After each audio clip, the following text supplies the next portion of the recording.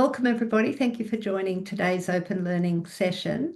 My name is Judy Drown and I work for Social Enterprise Australia. I'm relatively new to the organisation and I've joined to head up their policy and advocacy work.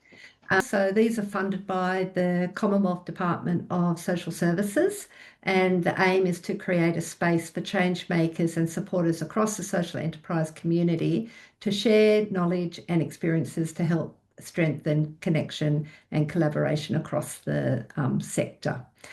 So today's session, we're joined by the cooperative. It's convened by the team from Co-operative Bonds, featuring speakers from the International Labour Organisation's Cooperatives Unit, Nunda Community Enterprise Cooperative, and the Strategic Development Group. So it's a real pleasure to be joined by our four amazing speakers today. So we have Samel Issam, Richard Warner, Michael Pilbrow, and Anthony McMullen. So thank you to our speakers for coming and sharing a wealth of knowledge on the social economy. Before I hand over to Anthony, I just acknowledge the traditional lands on which we're meeting. So I'm based in Canberra, so I'm on the beautiful lands of the Ngunnawal people. Absolutely stunning day today, and Ngunnawal land is really where people would come and meet on the Murrumbidgee River, and it's a really important, beautiful area for our local people. I just pay my respect and acknowledge the lands where we're all meeting right across Australia, and respect for First Nations elders past, present and emerging. So I just wanted to note that in stewarding these open learning events, that we really value the experiences and ideas from that are different to our own, and to respect different points of view. That's really important, and we learn so much more from that. So we aim to foster a learning environment that brings to life the values of authenticity, collaboration, creativity, diversity, and justice, and invite everyone here to be brave and kind in sharing your insights and views. And I'm sure we'll get a lot more from the session if we really do that. So without further ado, I'll hand over to Anthony to introduce people and start the session. Well, thank you, Judy. Thanks for that lovely introduction, and welcome everyone to Unpacking the Social Economy. We're going to be talking about social enterprise and how it can be part of a broader social economy. What is that social economy? What can it look like? What are some examples? It's really exciting. As Judy mentioned, I'm a member of Co-operative Bonds. So we're a cooperative of cooperative developers, and we work with member-based organisations in the social economy. So it's just wonderful to be part of this discussion and hosting it today. Having a look at some of the questions that people have been asking ahead of this discussion today. Really interesting. How do co-ops and social enterprise intersect? How common are co-ops? Well, 12% of humanity apparently is a member of a cooperative. So a lot of us are, and 8 out of 10 Australians are a member of a cooperative or mutual, but only about 3 out of 10 know that. So yeah, we're going to be doing a little bit of opening that up into the discussion, a broader discussion around social enterprise.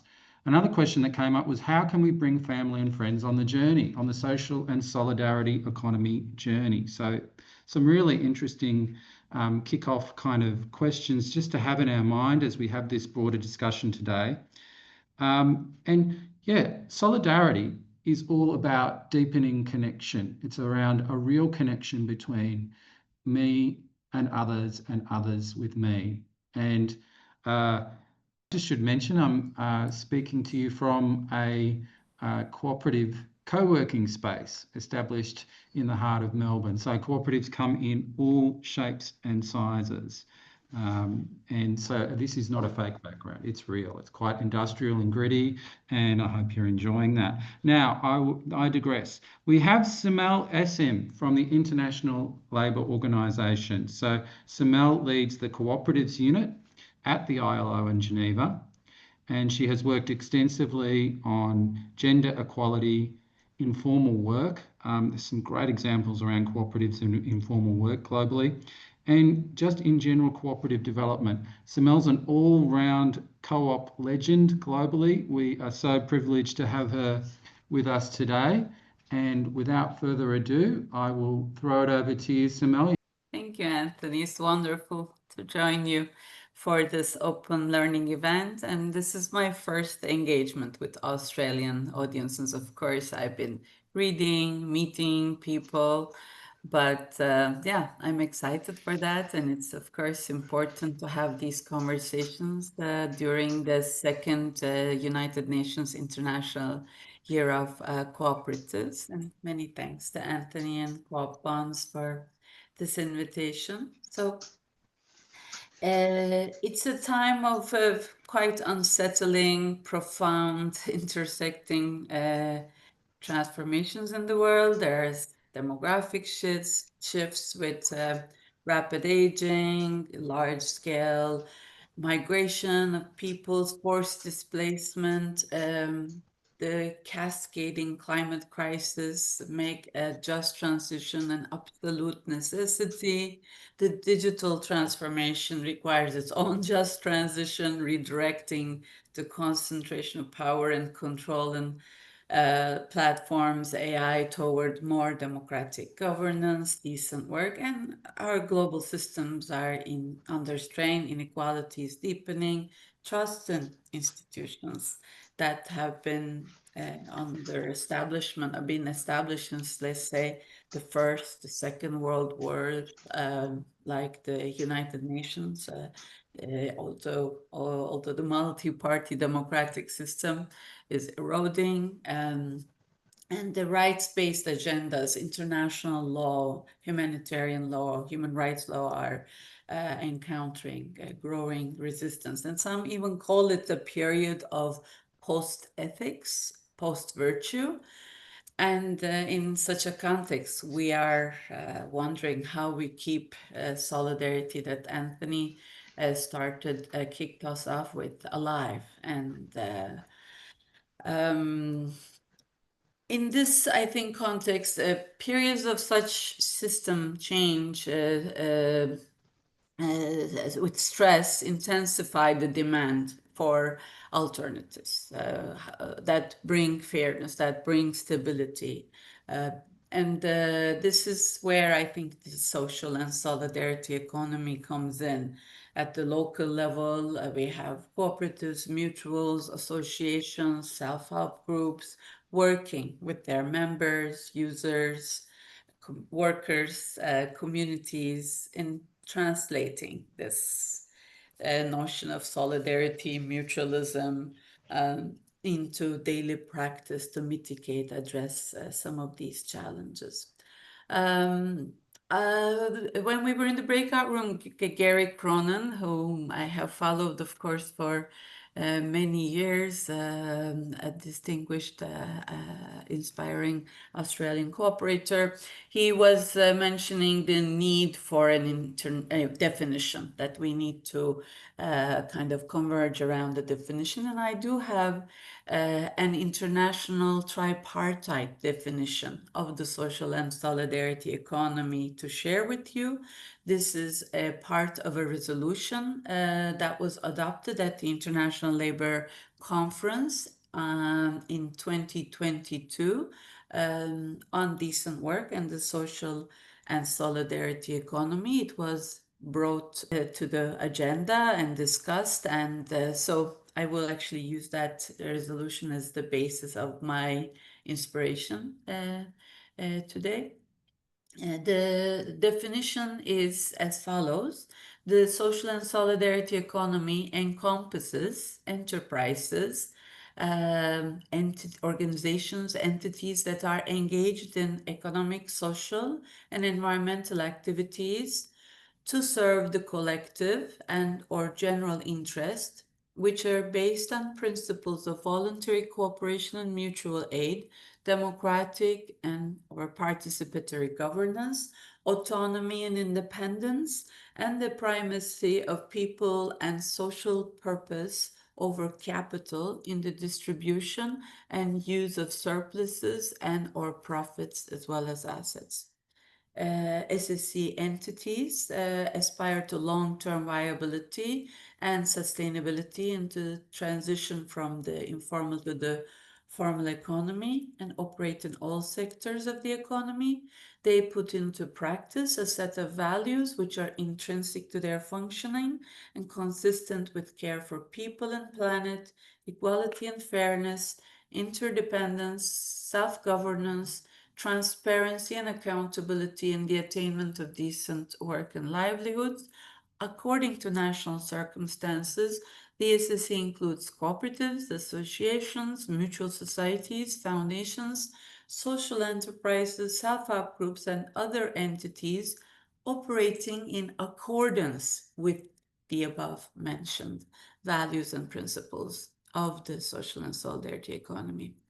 I know it's a mouthful, but this is, what happens when you bring 187 member states and not just the government, but employers and workers' organizations who put their priorities, their perspectives. So our challenge now is how do we operationalize this? What does this mean in legal terms? What does this mean in organizing, education terms, statistical terms, and so on? And I think that this resolution, this definition comes at a good time when democratic institutions are under strain due to austerity, shrinking civic space, erosion of rights. It is offering us a model for democracy, economic democracy, and they can act as schools of democracy by involving people directly in economic decision making, and they can foster civic skills, collective responsibility, and democratic resilience from the ground up. In ILO terms, we understand the social and solidarity economy entities as supporting both redistributive justice, so for more equitable outcomes, and pre-redistributive justice, fair access to voice and participation. And there's this ability to enable people to co-determine the institutions, the rules that shape their livelihoods. Of course, not every initiative labeled as social or impact-driven is the same. There are boundaries. There are many top-down, let's say, philanthropic, investor-led approaches that may achieve short-term visibility but lack the accountability, redistribution, and the democratic governance that define the social and solidarity economy. I think what distinguishes the SSC is precisely that ownership, control, decision-making rests with the members, workers, users, communities, and we see also, I think, the social and solidarity economy is a space where workers can exercise their rights, enjoy freedom of association, collective bargaining, and participate in social dialogue. So at this point, you may ask why the International Labour Organization, a specialized agency of the United Nations that has a mandate on world of work, social justice, engaging with cooperatives as a social and solidarity economy.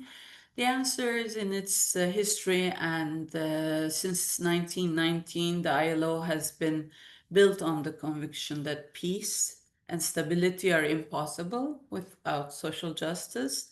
It's also, as I mentioned, unique in the United Nations system because it's not just governments that decide, but the policy is forged through tripartite dialogue by also employers and workers as well as governments.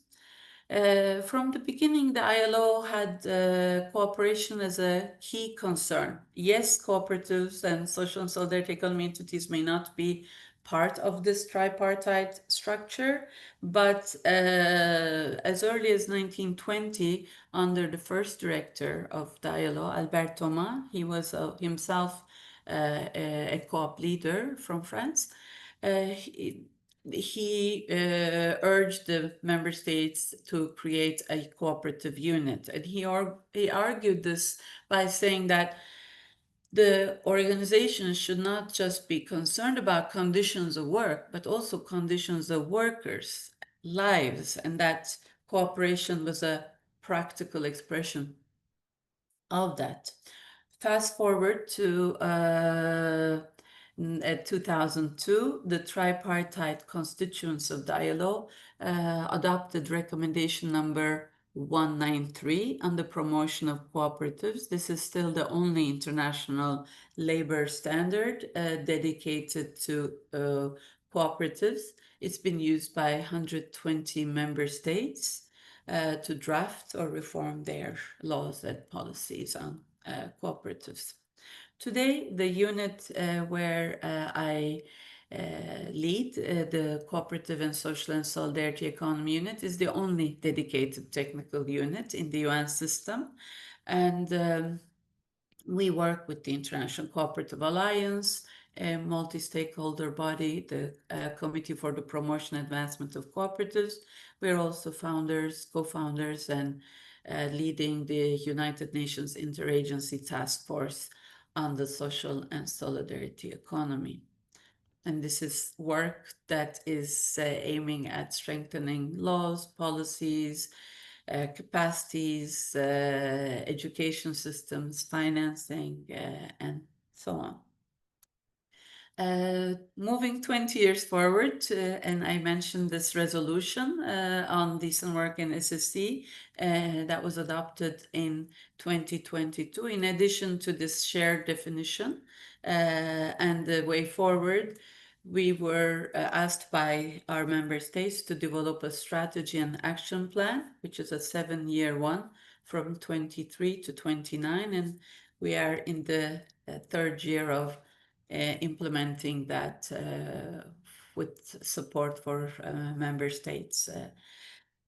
Of course, the ILO is part of a longer arc of UN recognition. At the 1992 Rio Earth Summit, governments acknowledged the role of cooperatives and community-based approaches in sustainability. In 1995, World Summit for Social Development in Copenhagen highlighted their contributions to employment, poverty reduction, and social integration. And it was in 2013 that the ILO with other UN agencies and SSE actors created this task force on the SSE that facilitates dialogue between the UN and the SSE movement and fosters coherence across key issue areas. And this task force was instrumental also in supporting member states adopt 2 United Nations General Assembly resolutions, one in 2023 and one in 2024, that formally recognizes the social and solidarity economy as a driver of sustainable development. So as task force, we drafted a UN Secretary General report on the SSC in 2024. We are gearing up to draft another one starting later this year for next year's General Assembly discussion. Of course, this is all happening at a time when there's huge strains on the United Nations system, big cuts with some member states not paying their dues. And so while there is this momentum, there's also the counter momentum. And so as movements, as actors, stakeholders engaged in this space, we need to find further collective actions, solutions to mobilize around these issues. ILO is also facing cuts, and our unit has been around for 105 years, but I'm not sure how we will come out of this round, in all honesty. In July 25 this year, the Sevilla outcome of the Financing for Development Conference acknowledged cooperatives and the SSC in the global financing agenda, and negotiations on the Doha Declaration for World Social Summit also reference cooperatives and the SSC. And this is coming up in November, so this is a draft, so we hope very much member states like Australia will engage and will make the case for the language to be there, because once the language is there, then member states, actors in member states, national and local actors can refer to it and start activating it, operationalizing it. In addition to these international developments, and I'm starting to move to regional, national, local, there are regional commitments, like the European Union adopted an action plan on the social economy in 21, a council recommendation on social economy framework conditions in November 23, and this is actually a very good read, I must say, for inspiration. The African Union, with support from the ILO, developed and endorsed a 10-year strategy on the social and solidarity economy, along with an implementation plan last year. The Ibero-American region established a network to promote the social and solidarity economy. That the Americas are very actually advanced with this notion of the popular economy. Indigenous peoples' movements have also been very much a part of that, this philosophy of buen vivir, good living, living well, living in harmony with nature, with each other. So you may now say, what about our region, Asia and the Pacific? There is not a formal intergovernmental initiative. This has not yet emerged, but there are networks of support, institutions, activists, researchers, practitioners that are quite active in this space. So I think all this is to say there is a momentum rather than just a sudden turn in terms of support for cooperatives and the wider social and solidarity economy. Moving it, maybe this support for moving it from margins toward the center of international policy as instruments for fairer, more sustainable, more democratic economies. Now, of course, these are always these high-level kind of decisions are building on, inspired by local actions. And for instance, there are regions where social and in countries where social and solidarity economy has thrived with convergence of like policies, financing, education, and referral systems. One example is the Emilia-Romagna region of Italy. Associations, co-ops, mutuals, they are spread across agriculture, social services, construction, retail, and cooperatives account for like 13% of total employment. Their contribution was estimated at around 1/3 of the region's gross domestic product, for lack of a better measure. And the way that system has endured is the density of interlinked entities that are supported by secondary institutions and keep providing each other with the research and development, with the financing, with the additional services, and creating these secondary level unions, consortia, and so on for bidding for public procurement, for instance, for provision of care services through social cooperatives. With local government, different cooperatives, like 50 cooperatives coming together to create scale to be able to bid. Then there is the model of, that's also very well known, Mondragon Corporation in the Basque Country in Spain.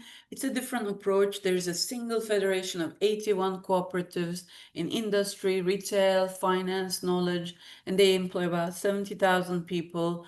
They have industrial cooperatives, like they do airplane parts and refrigerators and the like. And they had a turnover of more than 5 billion euros last year, and it's it's a very much a worker-owned cooperative notion, and it has experimented with governance mechanisms like member set pay ratio limits, often around 6 to 1 between the highest and lowest earners, a big issue, as you know, in the corporate culture. In both cases, though, Emilia-Romagna and Mondragon, they came out of the Second World War and the devastation and the need for rebuilding those communities, and not necessarily only lack of government or limited government support, but the need to do things that suited their context. In India, the Self-Employed Women's Association, SEWA, uses a dual approach of unionism for rights and cooperativism and collective social entrepreneurship for livelihoods among women workers in the informal economy. It started in the Gujarat region, and it has around 2.5 million members across 18 states. They gain access to finance through a Seva Co-op bank, markets through their online marketing system, basic social protection, including like Ayurvedic medicine and pharmacies, co-op pharmacies that would otherwise be out of reach for this group of workers. And this is significant in the context of informality that is big in Asia Pacific. 2/3 of all employed people, 66%, are in informal employment. And similarly for women, 65% of the region, Asia Pacific region, are in informal employment. So these SEWA type examples are important pathways for formalization, bringing rights in and bringing services in. SMART is a co-op, a European network of co-ops that acts as a shared enterprise employer of record for freelancers. It started in the culture and creative industries, but now spans wider to including delivery workers. And it exists in Belgium, Germany, Italy, Sweden, and Austria. It's inspired other countries to do similar shared enterprises. In Belgium alone, it supports 90,000 members with payroll, insurance, compliance, and enabling these so-called self-employed workers to access protections. Sometimes unions would criticize this as a short-term solution and not addressing the deficits in the, especially in the gig economy, platform economy. While this may be true, these immediate solutions are important while we also, run the long run. There is, in fact, at ILO now a discussion on a standard, a convention, and possibly a recommendation for regulating the work in the platform economy. So that's something that is also coming. Another example of action in Europe is ResCoop, a European Federation of Citizen-led Energy Communities, serves energy co-ops, community initiatives, allied local actors. It offers EU-level advocacy, project development kind of support, training, financing, guidance, and networking, and it runs collaborative EU-wide projects. They have around like 125 for member organizations across 26 European countries and represent 2,500 energy communities and 2 million citizens. Now, the replication is always a tricky business. How do you bring something like that, for instance, to North Africa? The legislation, the financing, the know-how, the advisory services are all coming up. I think we need to be careful with these good examples because, we need to be also self-critical. There's issues of dependency on government or donors, or there may be principles applied one place but not elsewhere. And I think, what makes it work is about these, living by the principles, putting them into practice. Conducive environment is very much about creating a level field that is no less favorable in terms than other enterprises.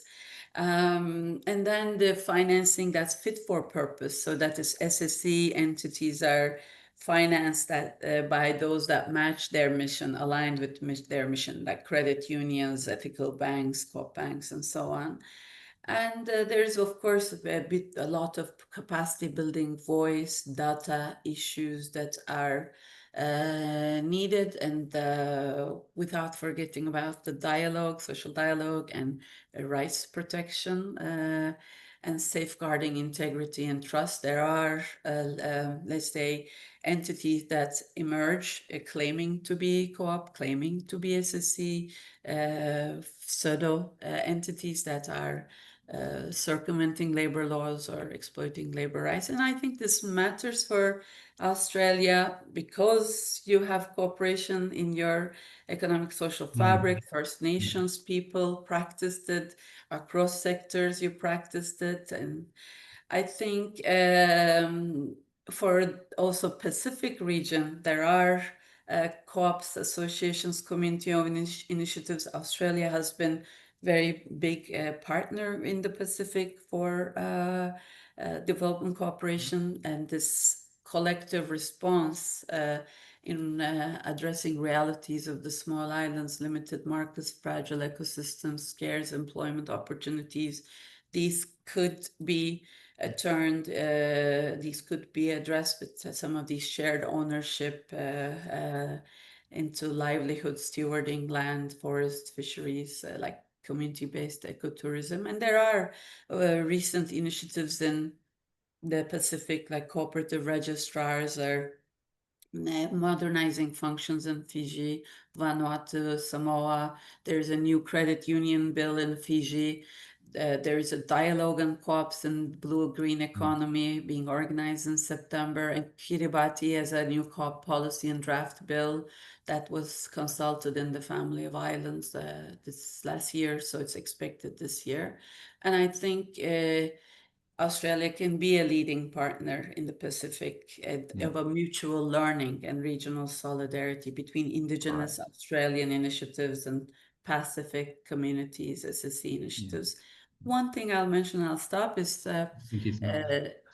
co-op to co-op trade is something, SSC trade is something that's developing in the different regions, like Kenyan coffee sold in co-op consumer shops in Denmark, but both from co-ops. So this export facilitation, or Togolese pineapple in Italy, same co-op to co-op. This is a emerging thread that could be interesting innovation for Australia to think about. And I think I'll stop here. Thank you, and over to you, Anthony. Simone, that was a great overview. We've gone from the theoretical straight into examples, great global examples, and right into our region. And what you've really highlighted is the scale of the movement in the social and solidarity economy, and particularly that term you use, pre-distribution, which is opening up ownership more broadly to people and the economy is an incredibly exciting vision. So there'll be more from you, Simone, when we have a panel discussion. We're going to go over to a couple of Australian speakers to complement the international perspective that you've brought in, which has just been wonderful. And we've got Michael here. So Michael Pilbara is coming at us from Yass, regional New South Wales. He's a former diplomat and strategy consultant who supports regional communities with housing, social care, education and employment projects. He brings expertise in mutual ownership and inclusive local development. Michael plays a leading role in the Care Together program, so social care, of the Business Council of Cooperatives and Mutuals. So over to you, Michael. Thank you very much, Anthony, and nice to be here. Greetings from Yass, from Ngunnawal land here. I'm going to share my screen, just a few slides. That's 5 slides, so I won't be any death by PowerPoint or anything like that. I really wanted to share just a couple of sort of examples and case studies that I've been involved in. I sort of often joke about, but I'm quite serious actually, about working in this field of trying to use sort of business enterprises to achieve objectives or solve problems that aren't being solved by either the government or private sector. And I often talk about blood, sweat and tears as a bit of a throwaway line, but foreshadowing, one of my case studies really did have blood and tears, and I will share that and all the brutal lessons learned from that. But also, there's a lot of joy in collective action where a group of people are running a business together. So I'm just going to share some very brief examples, a bit of a whirlwind, just to give a bit of a sense of my journey that has taken me into some really interesting cooperative and social business areas. So the first one I want to share with you, and thanks Simel for sort of introducing co-op. So I won't sort of go back into sort of the principles behind co-ops in great detail in the time that we've got, but I discovered co-ops through a problem in my community, and where I am in Yass is just over the border from the ACT, and I was in the northern, at this time, at the northern suburbs of Canberra, in quite a long-time public housing area where 4 medical practices left within a couple of years, and I couldn't, and others couldn't find a doctor. So over a few years, to cut a long story short, a bunch of people in the community, starting with 5 that led to 100 that ended up ultimately with 40,000 members, created a health cooperative where the patients are the owners of the health practice. And it was a beautiful thing. I've just put a quote there, and this is a sort of a melded together quote from multiple people, but this similar comment was made by so many times again and again, where people said, before the health co-op existed, I couldn't find a doctor. Now I own my own medical practice. And the variations of words were different, that different people said, but that sentiment used to come through through so much. We discovered the co-op model, the co-op legislation, which was a really neat legal structure to work with. But to run a co-op, it had to be professionally run, so we had to hire professional management and also hire doctors who knew how to treat patients, and nurses and other allied health staff. So it started small, and the demand was so great that it grew and grew and grew. And so many people benefited from the services the co-op provided, but also from the sense of ownership that they had. Not the sense of ownership, the ownership, the real ownership they had. I won't dwell on this too much, but it had a very sort of interesting ending. I had spent 14 years starting it up with others, chair of the board, on the board. And then as you do your succession planning, and I left 3 years after I'd finished the board at the time, essentially privatized the co-op. A long story of how they did that. So brutal lessons from that experience, but it still gives me hope in the co-op model. So having been in Yass then, and we had a health clinic in Yass, where I'm living in regional New South Wales, was one of the clinics in this national health co-op. I started getting phone calls from people wanting to start other types of co-ops. So the next one I got, an hour down the road, is the town of, or the city of Goulburn. Goulburn is about 2 hours from Sydney, an hour from Yass, an hour from Canberra. And people had heard about the health co-op. So I was asked to come over, where a group of committed environmentalists had this idea to start their own solar farm. They were committed to renewable energy, and they had this idea but didn't know how to go about it. So they asked me to come and present to their group about the co-op model. So one of the principles of cooperatives is cooperation among cooperatives. So that was what I was part of. I got the phone call, I went over to Goulburn and talked them through to the point where they decided to run with the cooperative model. So now you have in Goulburn, if you go there now, you'll see the panels. It's about to formally finish construction and start. Community members 100% own this solar farm. And the beauty of it is, whether someone buys 100,000 shares or $400 shares, they all have one member, one vote. It's democratic. But that little comment I put there is so special out in our region. We have so many renewable energy projects that people don't love. They have protest groups against them. We have some very bad companies coming in, to be honest, to do these, to do some of the projects. Even if you love renewable energy, you wouldn't like the behavior of some of these companies. This is the only renewable energy project in our region that doesn't have a protest group formed against it, because the community are the owners. They get a say in how it works, 100% community owned. And it's just given me such inspiration for collective ownership through a co-op model in renewable energy. I think it's the way of the future. And then third, as Anthony said, and sorry, this is a bit of a busy slide and I won't go through it all, but I just wanted to give you a little bit of a flavour. Having sort of started with the health co-op, gone into renewable energy, the opportunity to work with the Business Council of Cooperatives and Mutuals came up through a lot of advocacy that the peak body, the Business Council of Co-ops and Mutuals, is the peak body for this sector.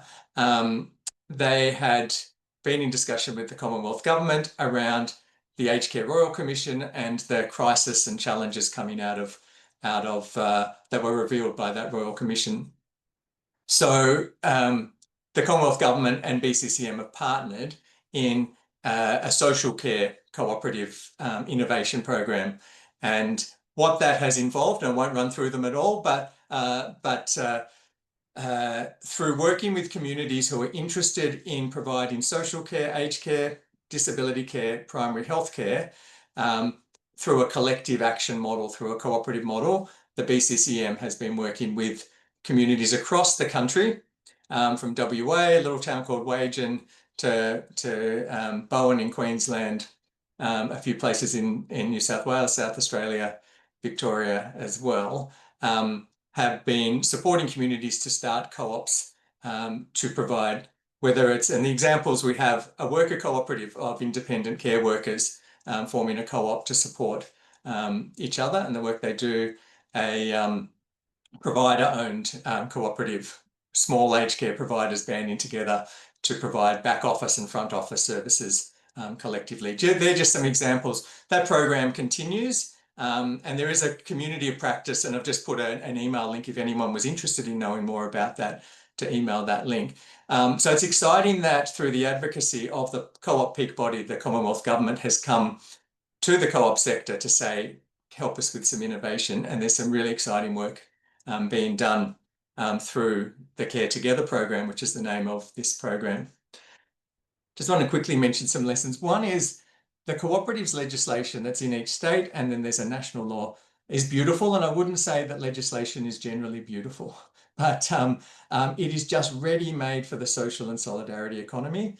And if anyone has time to go and look at the co-ops legislation in your state, in New South Wales, it's section 1.3, which lists the 7 cooperative principles around democracy and autonomy and cooperation are written into legislation. It's beautiful. So just wanted to say it's one of the lessons, saved us so much time to be able to go straight to that legislation. Never forget that you're running a business. You're running a business that has to generate a sort of a profitable ongoing business. Doesn't have to keep the profit or give the profit to shareholders, but to be profitable. So social, and I know Social Enterprise Australia, you have the word enterprise in your word. So it's all about enterprises, which is different from obviously other types of community groups. But the beauty of collective enterprise is something very special. Cooperation among cooperatives, as I said, that's a great asset. There are people in co-ops and mutuals around the country who are a phone call away from supporting you, and they're almost mandated to support you because that's one of the 7 principles. And finally, and this is where the blood and tears came in, if you lose the original DNA of what got a co-op or a mutual or a collective action together going, if you lose that, you can lose all the great work that you've done. And so that's a hard lesson that those of us involved in the National Health Cooperative have learned, that something changed along the way, that all that brilliant work was now essentially privatized. Now, the benefits of that work have gone on, of course. People have really hugely benefited from the 11.5 years that National Health Co-op was in operation. But be vigilant and diligent to always keep the original DNA of cooperation in there as you run your social enterprise. So look, I'm going to stop there and just thank you all for the opportunity to give you that quick whirlwind of some Australian examples, from healthcare to renewable energy to aged care and disability care. And excited that so many of you are interested in having this conversation. So thank you very much, Anthony, and I'll hand back to you. Oh, great. That was wonderful, Michael. Really enjoyed that. And some great local examples. And we're going to drill even further into a really fascinating and inspiring example from my next speaker. But one of the things that you mentioned that really stood out for me is the very boring, for some people, not for wonks like me, but the legislative framework that we have in Australia. So I talk to people in international jurisdictions, and I talk about the kind of investment opportunities in our legislation, that we can have equity-like investment into social enterprises using the cooperative form, the way that we've got a national system compared to the hodgepodge in the US. And they go, wow, this is fantastic. And then I say, but it's underutilized. We've got a really great legislative framework to get things happening, but we need to get more people across it and learning about it and using it for the benefit of their communities. So thank you very much, Michael. That was wonderful. Well, our next speaker, as I mentioned, we're going to be drilling down a little bit further, and we've got a cooperative social enterprise legend, another legend. We've got Richard here, Richard Warner from Nunda Community Enterprises Cooperative. Richard is a social worker and community development practitioner. He coordinates an award-winning Brisbane cooperative, Nunda Community Enterprises Cooperative, a very long-standing project that, groundbreaking in terms of social procurement and a whole range of other initiatives, but I won't steal Richard's thunder. It's led by people with disability who are members that are part of this, which is just so inspiring. He's also former chair of the Queensland Social Enterprise Council. So welcome, Richard. Thanks, Anthony. G'day, everybody. Thanks, Simel and Michael as well. I'll tell you a little bit about us, and I might share some photos, because I agree with all of Michael's points, actually. And the legislation actually is really beautiful if you look at it. And I really don't understand why we don't adopt it more in the social economy, because it's just so suited to social enterprise and so suited to, actually really suited to peak bodies and people organisations working together. But anyway, I think Michael's last point really is where I wanted to start, which is about the heart of what we do, and I think what is at the heart of cooperatives, which is really about the members, and really that is the most important thing in the whole endeavour. And it's really so important not to lose sight of that. And for us, it was there was people like me who were community workers and were working with people with disabilities who were long-term unemployed. So 100% of them were long-term unemployed, and they had gone to job agencies after job agencies, sometimes 40 times in a year, and constant rejection. But they wanted to work.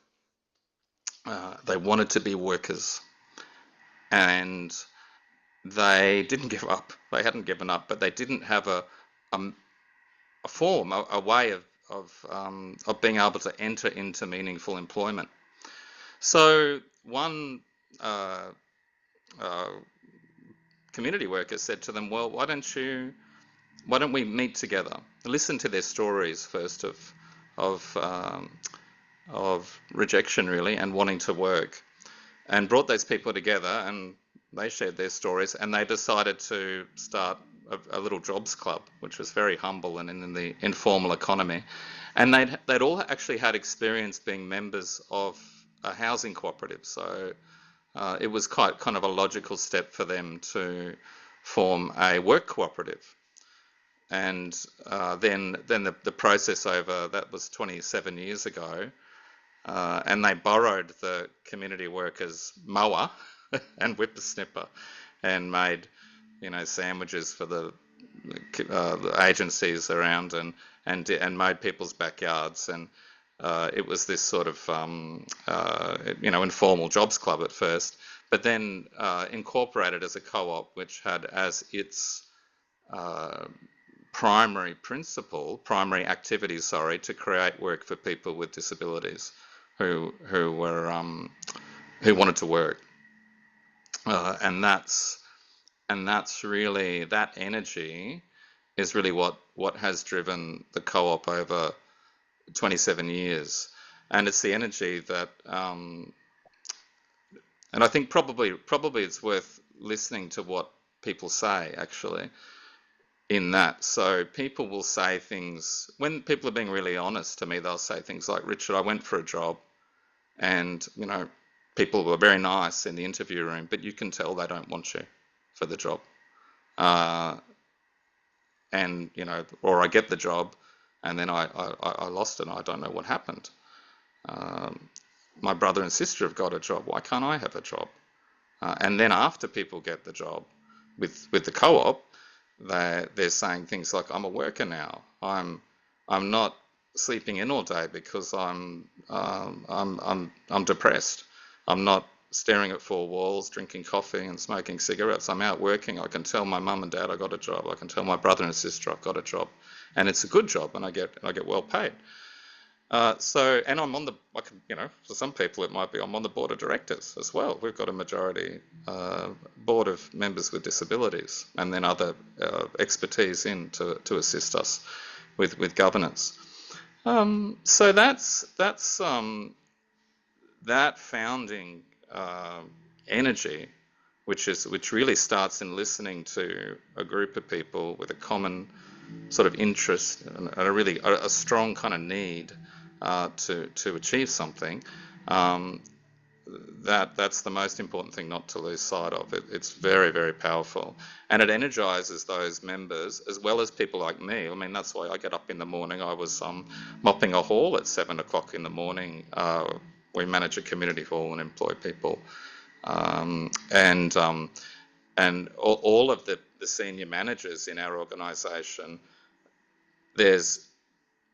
We'd really try and encourage, it's not mandated, but we really try and encourage people actually engaging in getting their hands dirty, even if it's one shift a week or one shift a fortnight, because that's what it's all about.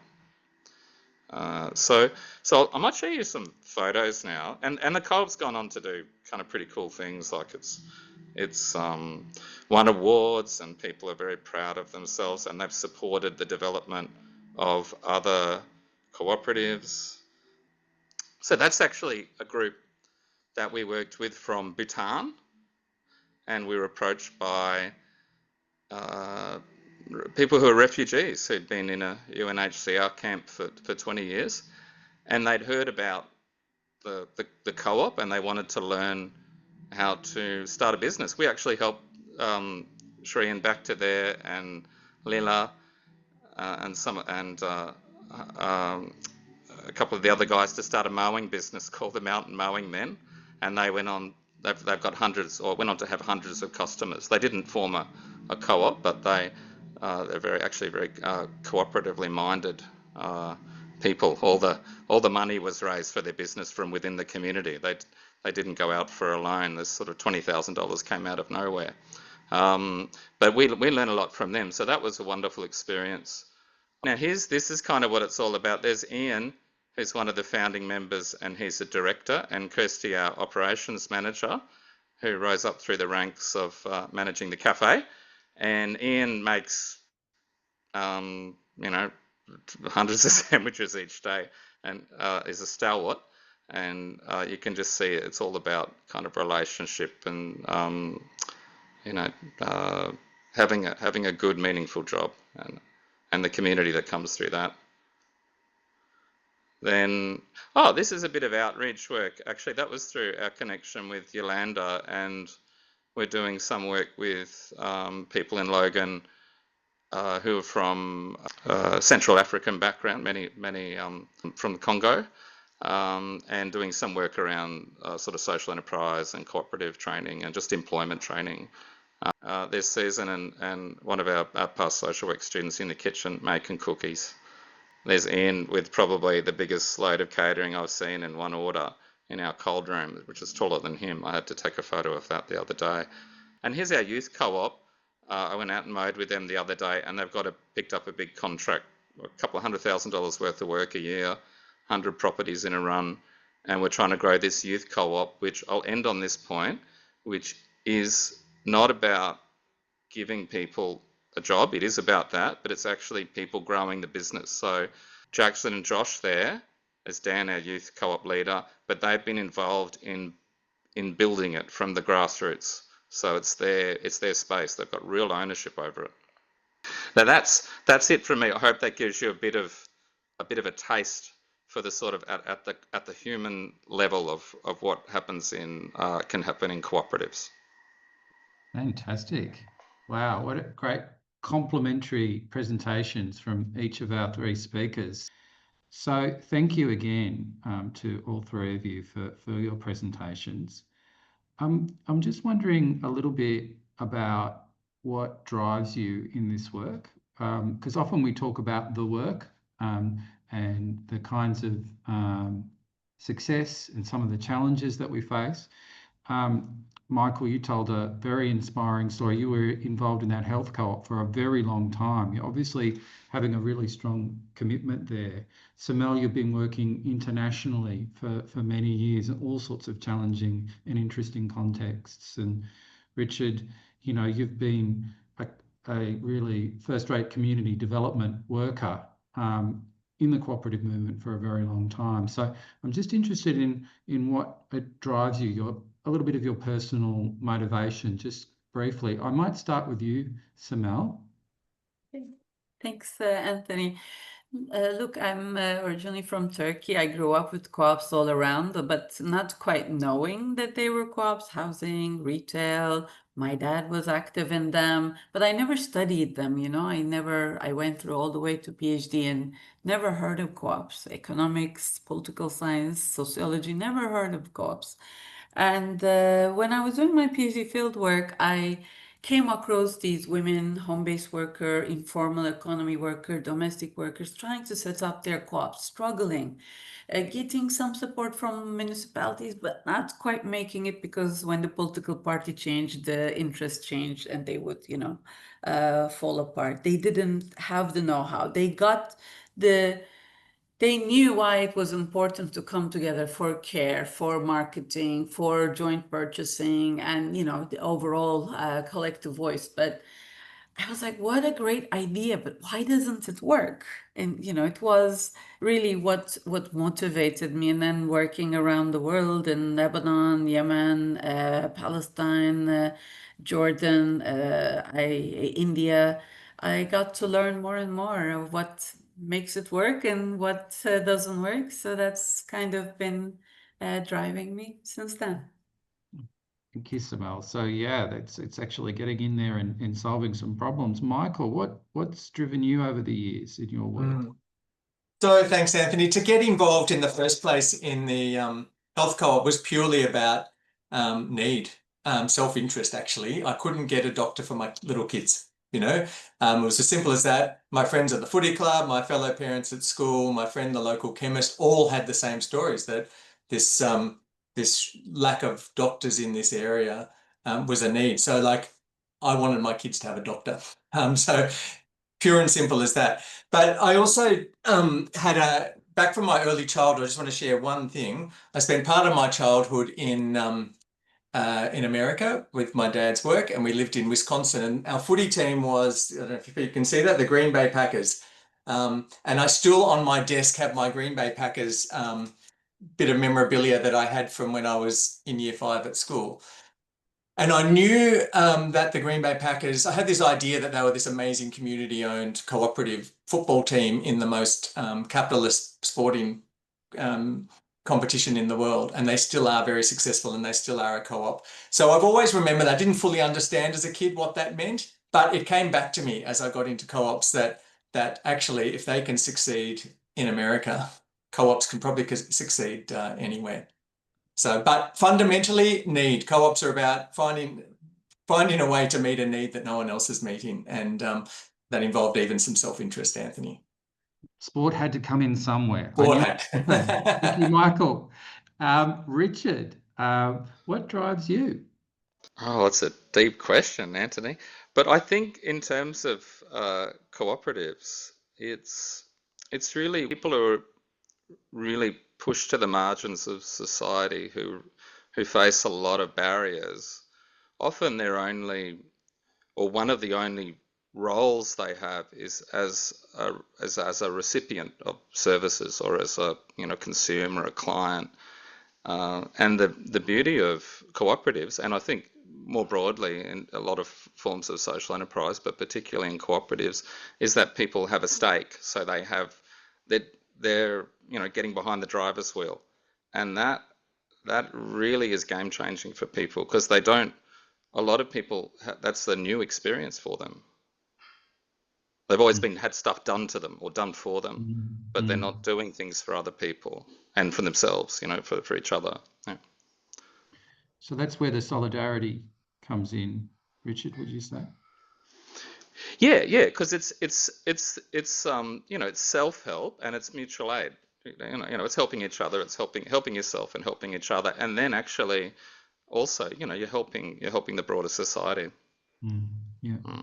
So let's get into some of the challenges and also some of the opportunities. I'm interested to hear from each of you if you could name the single biggest barrier to for growing the social and solidarity economy, but also something on the other side of it that enables the social and solidarity economy, either globally or locally.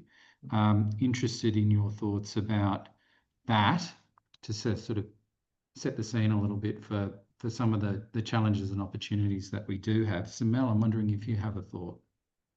Look, establishing a conducive environment for the SSC, the level playing field that I was telling you about, treating SSC entities on terms no less favorable than those according to other forms of enterprise and social organization. That's a supportive policy, legal institutional framework consistent with the nature and function of SSC entities and guided by principles and values that we talked about. And it's also about mainstreaming, I think, the SSE into relevant strategies, policies. So it's not just having an SSE strategy, but about in the food security or in the resilience strategies or in the employment or trade or agriculture, integrating the SSE as a partner, as a mechanism. And that we need to activate as a solution. I think it's the SSE financial institutions are there and other SSE finance providers are there, and that's we need to activate them, and as per principle 6, cooperation among cooperatives, bring them to the assistance to support the financing needs of SSE entities, whether these are credit unions that could extend this, or the ethical banks, co-op banks. And there are lots of good examples of this from around the world, including government, like establishing social and solidarity economy funds. But co-ops in UK have done some really interesting work with community bonds, etc. But really innovative financing that's fit for purpose. And I'm sharing a brief with you here in the chat. Thank you. Oh, lovely. Thank you, Samel. Richard, I'm wondering if you have any thoughts. On challenges, Anthony. Yeah, challenge is something that's a big challenge, but also something that, enables this model. Okay. I think one of the biggest challenges is how we design our markets. The markets are highly competitive and they push certain activities to the margins. I think where cooperatives have strength is that there's strength in people's passion. So that's one thing. So where people really want to achieve something and they come together, that's a very powerful force, because people will find a way. The other thing they can do is they can bridge different forms of economic activity. So from the private market, which is the sort of highly competitive area, which is kind of does tend to marginalize certain activities and people, but also bring in sort of government activity and also support from philanthropic and donation-based giving towards a public good. And I think so they can blend those forms of support or forms of economic activity, which I think make them quite adaptable. Yeah. Michael, did you have any thoughts? Yeah. As well? Thanks. I think a really big barrier that I see is just the lack of awareness and understanding of the models out there, and particularly the cooperative model. In school business studies or in university accounting and law degrees, or in company director training, it's coming a little bit, but just not enough. So I just think there's still a lack of understanding. I'm amazed when I talk to accountants and lawyers who've never heard of the co-op model. In terms of enablers, we've talked about it a bit already. I think it's already there. There is a legislative framework. I mean, Corporations Act can work for some of these social enterprises. The Associations Act can too. But the Cooperatives Act kind of brings the best of them all together, the best of business and the best of community together, and it exists already. And that combined with the existing pool of co-ops who are prepared to do cooperation among cooperatives. We already have enablers. Just need to get the word out more. Yeah, the how bit, because the purpose is clear, that we're wanting to get a social economy where more people are included in economic activity, that there's a greater share. It's just finding those ways of doing it. And I guess that's part of this discussion that we're having today. And I'm really keen to actually bring everyone into that conversation before we conclude today. So I might just finish our panel discussion a little bit earlier than we were going to do. And we wanted to get the maximum amount of time for questions to be able to be posed. And the question we've got is, how do you mission lock a cooperative? Now, That's an interesting thought. How do you bake in the mission to a cooperative? Would anyone like to answer that question? Wondering maybe, Michael, if you've got a thought on that, or? Yeah, thanks. Thanks. It's a really sort of painful question in some ways, because I did share an example where I think that was an issue, that after over a decade and so many changes of people that what I would say the DNA maybe had changed a bit, or the mission might have, the side of the mission might have been lost. What I would say is what we started with in that particular co-op was very early on. We started with a whole lot of when we were smaller. Not just the board didn't just meet, but the members met. So there was opportunities for member meetings on a regular basis to talk about the co-op. And that got lost as it got too big. And so what I would say is have a deliberate strategy in place from the beginning to maintain the DNA through regular engagement with your members, so that the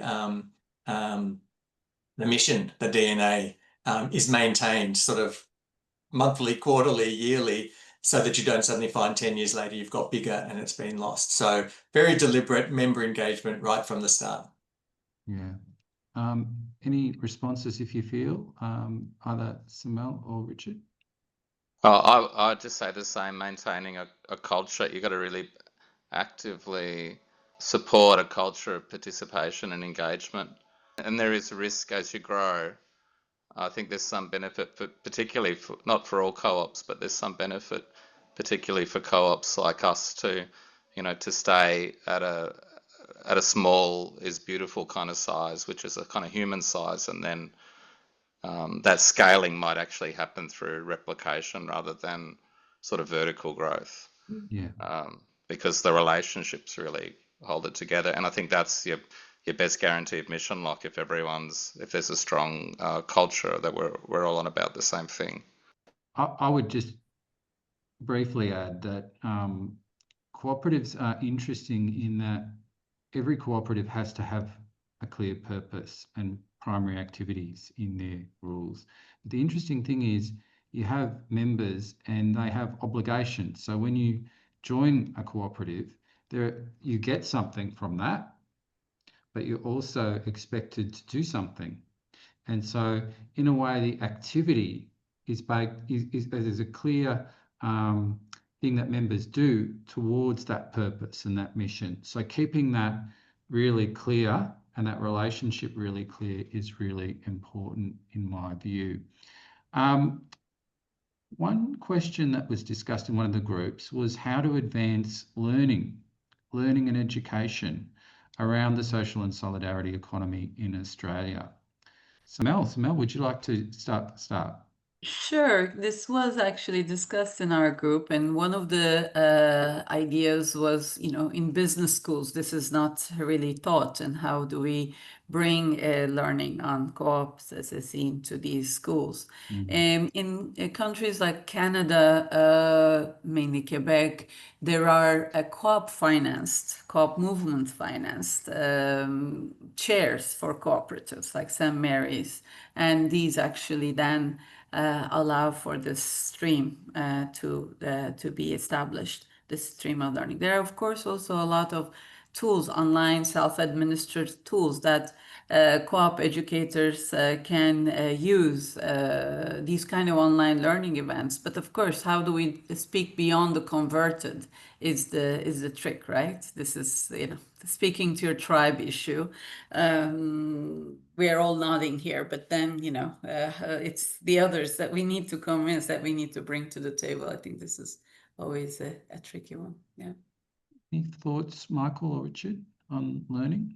I mean, not much to add to what Samel said, but I know the Business Council of Co-ops and Mutuals has really worked hard, the CEO, Melina Morrison, to get accounting degrees in universities and the Institute of Company Directors, and to cover co-ops in their training. So that is happening. Small steps. We just need more of those small steps. Well, hopefully big steps. So it's actually hard work advocacy. If anyone has connections to school curriculum, university, TAFE, or other business training, just to spread the word.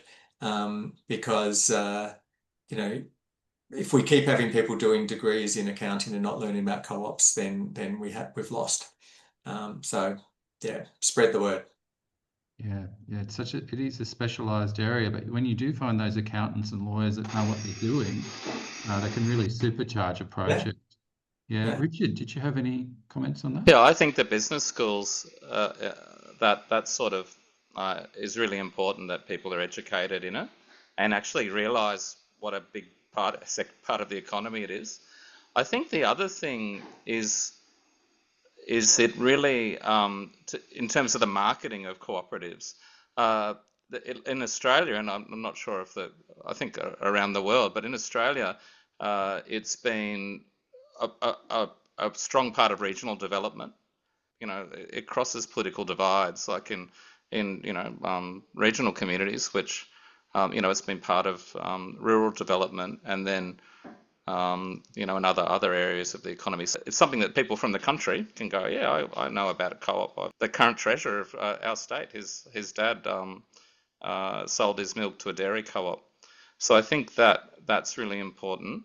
And in the not-for-profit world, I think it's the pro bono lawyers. I think we need to get them educated a bit more, because I know when we started the Queensland Social Enterprise Council, I was really pushing for it to be a cooperative, but really no one really understood. Everyone was just so much more comfortable with not even associations actually, which would suit a member-based form, but went with a company, which didn't seem to make much sense to me. But anyway, so it was just lack of knowledge. I think people just didn't know about it, and I was so much more familiar with the company form. Yep, there's lots of work to be done there. Yeah. Got another question here about ownership, and the question is, how might we ensure members understand what's required of them and the risk involved? I wonder, Samel, if you have any thoughts. I know you work with the informal neck of the woods globally, informal economy, and yeah, how do we translate that from a sense of ownership, even just to begin with, to actual real ownership and that shared risk, but also shared benefit that can come from cooperation? Thinking, especially in the disadvantaged communities where you have an intersection of, vulnerabilities, important to have accompanying institutions. For instance, the example of SEWA that I was given, but there are, many others that would be in the US, for instance, there is community-based associations that will work with the migrant, refugee populations to accompany them for 3 years, 5 years, to be able to get it right. It's not just about legal advice, but it's also about confidence. It's about conflict resolution. It's about, staying motivated, finding solutions to problems, not giving up, this kind of accompaniment. Of course, you have, in the, let's say, regular enterprises, non-co-op enterprises, you have the business incubators type thing. And this is kind of both a social, political accompaniment as well as an economic one. We've seen this to work well. And I think in time also, the generation, there's a generation, fatigue. So you need to bring in new generations, new members, or remind the existing members of the principles and values. Like at Think Co-op, we have all these peer learning tools, and one of the things is to start discussing, what does this principle mean? What does how do we do membership participation? How do we do democratic control? And what is the roles, rights and responsibilities, as you were saying? Because it's often so much based, when we're looking at, how organisations work, it's often, in the social neck of the woods, it's sort of a donor recipient model, or the helped and the helper. Richard, your model really challenges that, not only in terms of a point of view, but the actual way that your co-op actually does work in the social economy. It's participatory, it's membership based, and you did talk a little bit about that. But I'm just wondering about that shared risk and ownership question, and how that's addressed in your cooperative. Well, we're all in it together. In our cooperative, we kind of bring together things to kind of different energies to make it work for our members, and we're all kind of in it together in the same ship, I guess. So we sink or we float together, and I think that's a powerful unifier, and I think that's the value of the form, the model is that you can combine these different energies towards a common good. Yeah, yeah. And it just reminds me of that game, called Co-operative, where everyone's on the same team, and you all either win together or you all lose together. It's actually a fun game. I've played it with my kids. It's not just a theoretical thing, it's enjoyable. But yeah, it really is about working. I mean, it's so countercultural. Every other board game you can think of, it's just individual players all going to win. Whereas you've got this other game, still a game, still have to learn how to do stuff where you come together and either all succeed together or share the risk of sometimes of failure, as Michael has pointed out, that sometimes things go really well and do beautiful work over many years, but you've got to keep that culture there as well. So in terms of the practicalities and of trust, now we're getting into culture now, and relationship building, to co-design and collaborate to grow and sustain cooperatives. Wondering if anyone has any comments about that. Someone's posted this question, and they have what they term a sneaky related question. How do you do this and manage power dynamics, time, and capacity constraints? Those two questions are related, and they are particular challenges for cooperatives when they start. And hopefully over time they can move from voluntary to actually getting everyone paid and stuff. But you've got this, and trust and culture is always important at every step of the way. So I'm just wondering if there's a part of that question, or if you'd like to answer the totality of that question, any of our panelists. Michael, I see you nodding your head. Oh, yeah. I mean, I think there's a thesis in that question, but I'll have a go at a short. You can have a little chunk of it if you like. Yeah, I'll give my little chunk of it. It's something I've tried to do in co-ops I've been involved in, is to see every member as a potential director. So it's not like there's the directors and there's the massive members, but every member, and you want member directors as the majority, will have to be the majority. And so if you see every member as a potential director, you're bringing people into kind of an understanding of the weighty responsibilities that you have in governing an organization like this. As I said before, you can lose that, but in the health co-op, we started that early. We had member meetings, we treated everyone the same, but getting bigger was harder. So I would just say, think of every member as a potential director, and therefore everyone is being educated in the responsibility of a co-op that is not that much different from the weighty responsibilities that a company director of a big company has. And that's what I would say and encourage. That's a great answer. Richard or Samel, do you have anything to supplement that? No, we've got plenty of questions coming in. So if you're shaking your head, we can move to other questions. That was a beautiful answer, Michael. Thank you. We've got a question. This is a bit of a left field question. So who knows? It's a bit of an Australian question. Self-managed super funds. Could you have a cooperative for self-managed super funds? That's a very left field question. We have a superannuation system in Australia. Some people manage their own superannuation. I know that there's interesting stuff in terms of risk pooling now. So you've got, there's a lot of people that are looking at alternatives to insurance because it's just regular insurance because it's become so costly, and there are mutual forms where people can insure each other through mutual aid. That's something that's starting to happen a little bit. So, feel free. Is there anything that you can see around that area? It's quite a left field question, but I'm just wondering, Michael or Richard, because it is a bit Australian centric. But Samel, you might have an answer as well. It's interested.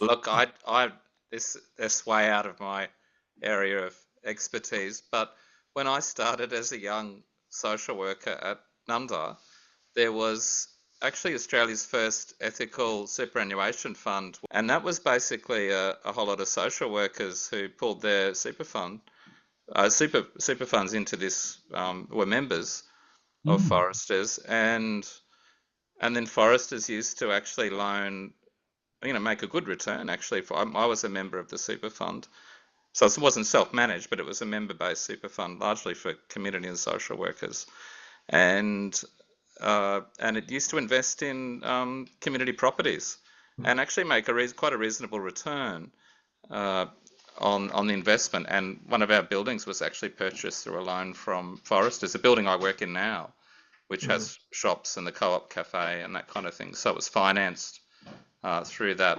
super fund, and the organisation paid back the rent, which then went, to the fund members. That fund, I guess, was, there were challenges with regulation and its size, I think, at the time with ASIC. So it was eventually wound down, but not because it wasn't making good returns. It's an interesting point, Richard, because the regulatory environment for cooperatives and mutuals in Australia is not, we're so risk averse, like things just get bigger and bigger, and the capitalisation requirements just get higher and higher. But it doesn't take into account the difference of the cooperative and mutual model. For example, we didn't have any mutual banks that went before the Royal Commission into financial services. So there's something actually in the model itself, the way it is member driven, that makes it more ethical.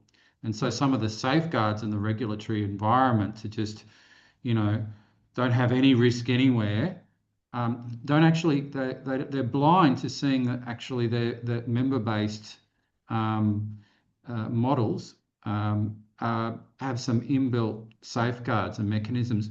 Samel, I'm wondering if you have any left field observations about this discussion in terms of financing, regulatory environment, those sorts of things. Okay, yes, pension funds have been used in France, I think. 90-10 solidarity investment funds mandate that percentage of private investment portfolios be directed towards social purpose enterprises. Right. That's the one thing. In Brazil, I know community development banks like Banco Palmas provide tailored services for low-income communities, leveraging digital finance as an innovation. Quebec, I think, yes. Quebec has financial cooperatives, patient capital from government, workers' pension funds, government-owned investment, Quebec, and others, allowing for tailored support across financial needs of the SSE. That's another one. Senegal has co-op banking networks to facilitate access for targeted to informal economy workers. Yeah, these are some of the good examples of financing that I can think of. Great examples. Michael, And to just add, just thinking of, how you might start small with this idea. I'm loving it. My brain is ticking, and I have a self-managed super fund, so I'm interested.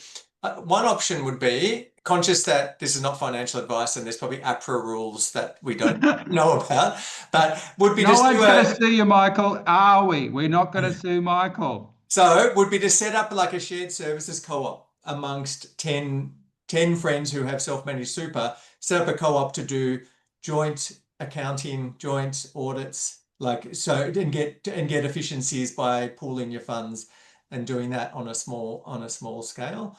So that would be one way you could start it. I suspect if you went really big, you're then going to have to become a fully regulated APRA like some of the big super funds, and that could be a really interesting way to go. But there could be an option to start small with a small shared service back end co-op. Yeah.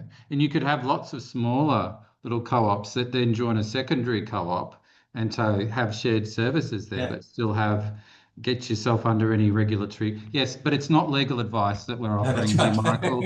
I should stop right there. So a more general question that's come up is, how can the co-op sector, so the sector as a whole, I guess that we can look at that both nationally but also globally, and with partners, help each other understand resilience and sustainability to strengthen the smaller co-ops and maintain purpose and passion. So this, I guess, is a question about, there are well-established, very, very large cooperatives and mutuals in Australia and in other jurisdictions.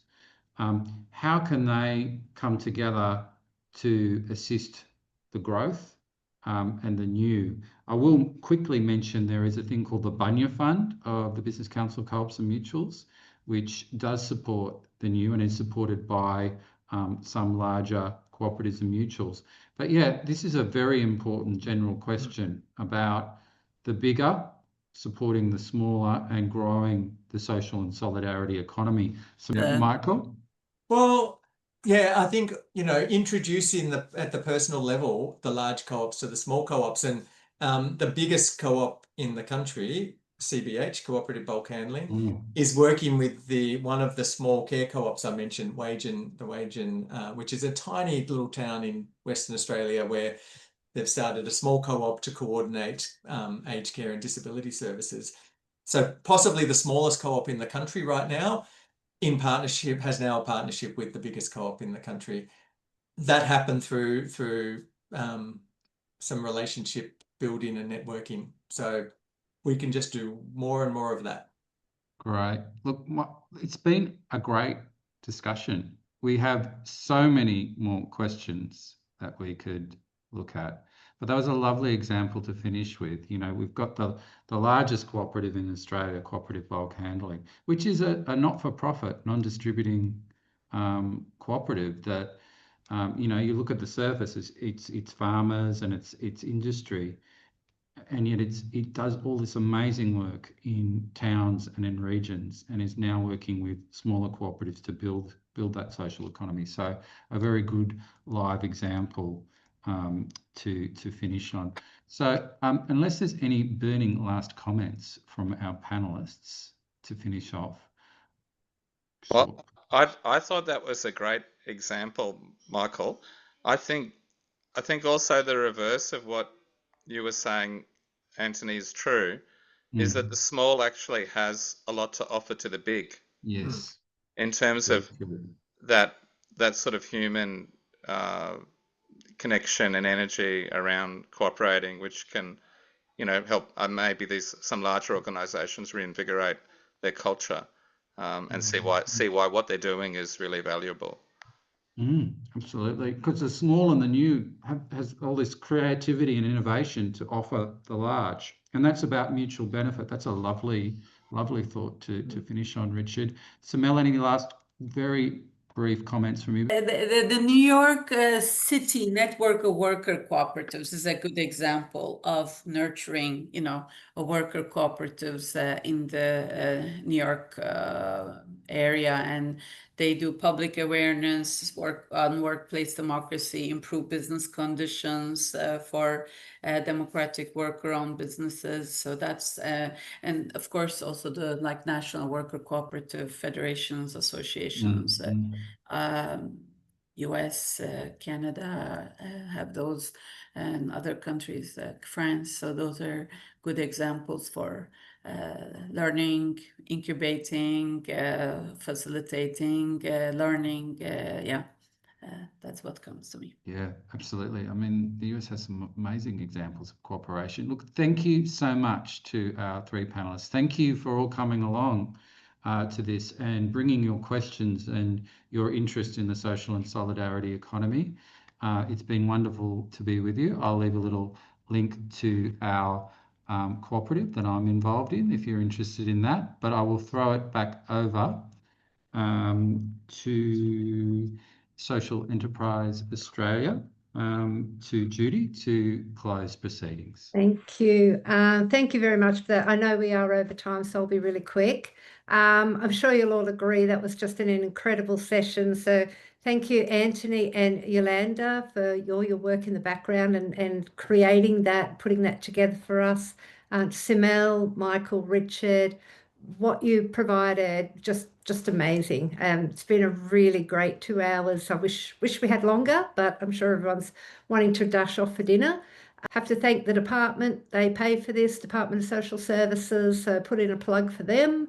Thanks to the team at Social Enterprise Australia, Cheryl and Nathanasia, for putting this together. And just also, if you could have a look at the understory, see if there's other learning sessions that you'd be interested in. I'm also going to put in a quick plug for the Centre for Social Impact. They're doing a survey on the social economy. People might have seen that they've released their first report.